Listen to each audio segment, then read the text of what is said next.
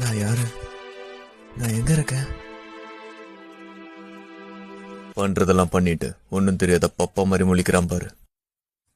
நைனா, ஆத்தா, எப்பரா இருக்கே மௌனே?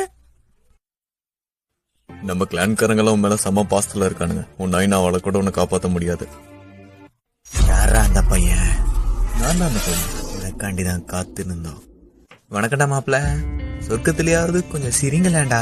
மச்சான், இவன் நம்மள மட்ட பண்ணனால தானே கல்யாண நாள். அங்காளி எப்படி இருக்க? ஆசையா மல்லிப்பூ அல்லவா வாங்கிட்டு வந்தேன். வந்து பார்த்தவ எல்லாரையும் மட்ட பண்ணிட்டான்டா. நெல்ரா புக்காக்கு மௌனே, எங்களை ரொம்ப நேரம் காக்க வச்சுட்ட. நீ பண்ண வேலைக்கு உன்ன கைமா பண்ணி கடைய போறோம்டா.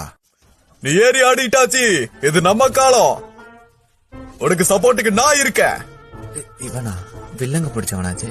அடி பொலி அடி பொலி. நீ அவங்க சங்கல செஞ்ச சம்பவத்தை பார்த்து நான் உன்னோட பெரிய ஃபேன் ஆயிட்டாச்சி. இந்த ஆளு திருந்தவே மாட்டான் போல. நான் முன்ன சொன்ன மாதிரி தக்காளி எப்படி முளைச்சதுங்கிறதுலாம் முக்கியம் இல்ல, சமைச்சோமா சாப்பிட்டோமான்னு இருக்கணும். சரி, உன்னோட மௌன விட்டுறோம். அதுக்குன்னு மழுப்புறங்கிற பேர்ல மண்ணை சுட்ட ஏத்திட்டு இருக்காது, சரியா? இப்ப இதுக்கு யாரு பொறுப்பு ஏத்துக்கிறது?